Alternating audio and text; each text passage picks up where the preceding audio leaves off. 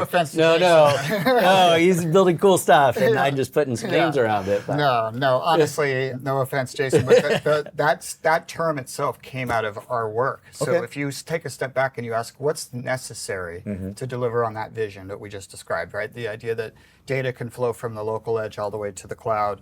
How do you build that? What pieces do you need? Well, you clearly need the sensors and the actuators in the room. That's the multimodal I/O. Okay. That's the base layer of a full stack. Okay. You need on-premise low latency compute, Okay. where you can drive intelligence and actions and outcomes.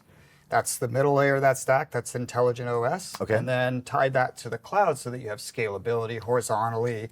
You have all the access to compute you might need in the cloud. Okay. Now you have all the necessary pieces. So that actually came out of an engineering intentionality of how are we going to build this thing that the industry really does need. I appreciate that because we're doing more than just putting boxes on site, right? Right. Now, you hit one part that's really exciting to me, and I want to dive into this a little deeper.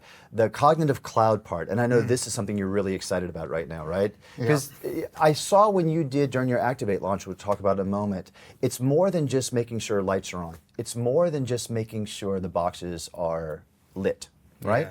Yeah, I mean, I've been saying it recently that it's a little bit, it's like the data has a new day and it's arrived because of the machine intelligence stuff that's just happened in the last couple, 3 years, right? Okay. So that allows our data to become incredibly valuable to drive insights and actions and new outcomes to the end users. So there's really two categories of users you can now serve. It goes way past analytics. It's really insights and outcomes that the AI systems can now drive from the cloud. You have to have built an architecture that allows the data to get there for that. The other piece of it is that that data, as it flows through that architecture, can drive new outcomes at each layer of that stack. Which I think is really exciting, right? I had a chance to see some of the previews and what you call the Horizon Suite. This is some really exciting elements. I love the fact that you're actually sharing it with some certain customers to kind of get the understanding of the value that it's bringing to market and allows you to hone this.